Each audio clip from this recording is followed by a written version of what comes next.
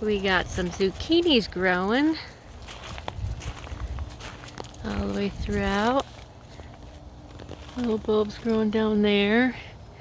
Went and plucked off some squash earlier in our second batch of green beans.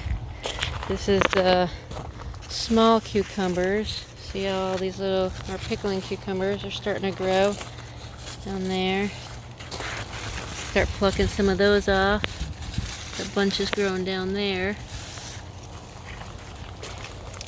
Green beans are probably on its last leg. We already plucked off our second batch.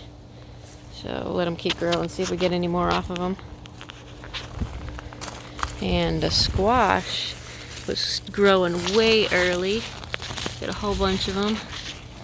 And if you don't realize, these type of plants, these squash family plants and cucumbers, the leaves are, yeah, nice and soft and fuzzy, but on the back they have spikes. Little hairline spikes on the stems. You can see them. And yes, they do hurt if you're digging all the way down in there. So sometimes you wear a long sleeve or some gloves to get down there if it does bother you. Sometimes it irritates people if they get plucked by them. And these are the bigger cucumbers. Got flowers everywhere on them. So I'm pretty sure there's some cucumbers gonna grow somewhere in there. I think there was some on the other ones. Other side. Carrots. I think there was some cucumbers growing on the other side. I think I've seen a couple of them, unless the kids already plucked them off up. No, we got a couple of them starting to grow up there. One down there growing. Really surprised the dogs haven't plucked them off yet. Yes, those two down there. Grapevines. We got everything in our backyard growing.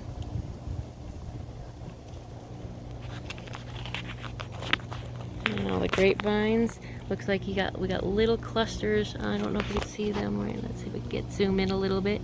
See those little clusters right there? So I think we're actually gonna get some grapes this year. It usually takes a couple years for the grapes to start growing on the plants, but it looks like we're getting some flowering. Hopefully we'll actually see the grapes and the squirrels won't eat them, because my blackberries and blueberries have not made it. As soon as they start to grow them, and I think I come out here and try to go them, they're all gone. Got all the blackberries and blueberries on this side. And the pumpkin vine is literally spread throughout the whole thing.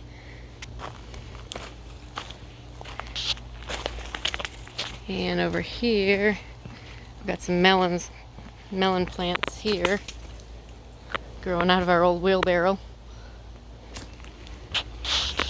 And the blackberry and blueberry bushes, they don't do too well with the squirrels and rabbits. Literally, I think the squirrels and rabbits ate all the leaves. All the critters keep eating the leaves off of it and all the blackberries and blueberries. So no matter how many I plant over here, hoping maybe in a couple years we'll actually get them, the plants will be big enough to actually start blooming enough to where we can get them off before the critters get them.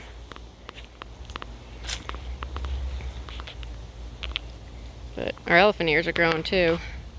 Obviously, I mentioned before, we are in wetlands, so I try to preserve a lot of the wetlands that we had back here. So we get a lot of, as you see, a lot of vines through everything, which I just try to pluck the poison ivy vines, since, well, half our family is allergic to it, the other half is not. I think I've been to the ER probably 4 times when I was clearing out this place, and that's when I first realized I was really allergic to poison ivy. I broke out in blisters everywhere. My arms, legs, neck, face, eyes were swollen shut because I was rubbing my face and didn't realize I was in poison ivy everywhere. But we cleared out pretty much a lot of the poison ivy and pushed it back to where it's not in the visible open areas for walking. Got the watermelon here, it's not doing well here.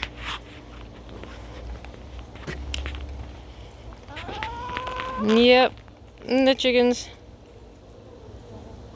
There's only 7. Where's the 8th one? The 8th one must be in the nesting box. We had Miss Fluttery over there. Let's see. This one right there. That one. No matter what we did, she would literally just jump straight up and over and out of the fence. It's not so bad, she stays in the area, but she started getting into our gardens and decided scratching our gardens for bugs. So she was ripping up the plants, especially a banana tree here where I put the fence around it. She would have all this bark ripped up all the way down to the roots of the banana tree where it was almost falling over because she would dig it up so much. So she got her wings clipped. So now she doesn't just jump straight over the fence. She hasn't been out in about 2 or 3 days. So I think clipping the tips of her wings helped. Got some turnips there.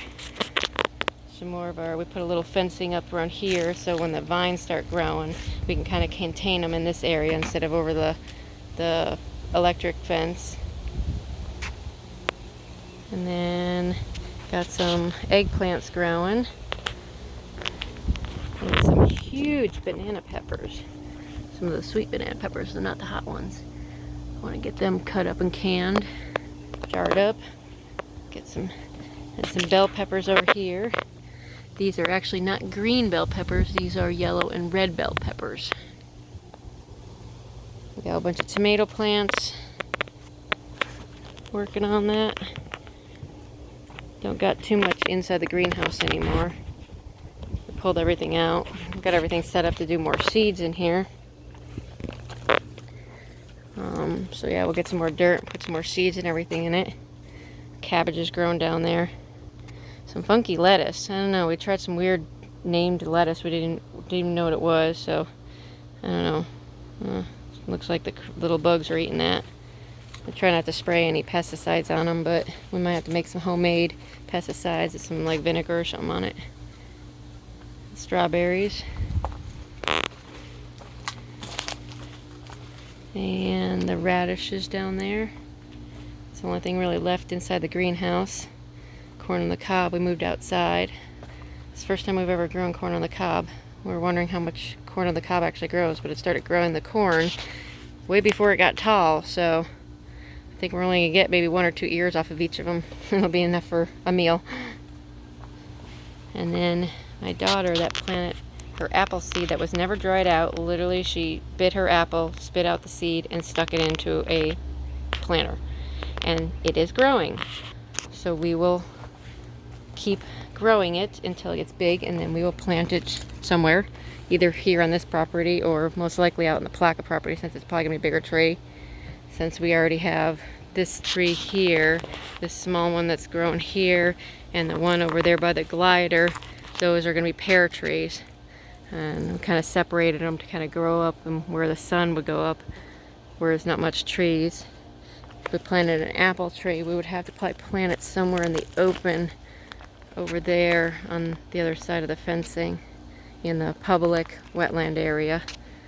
But most likely we can probably pull it down at the other property, because a lot of the fruit that will drop off the trees, obviously if you can't can it or eat it, it's going to go to the animals to feed them.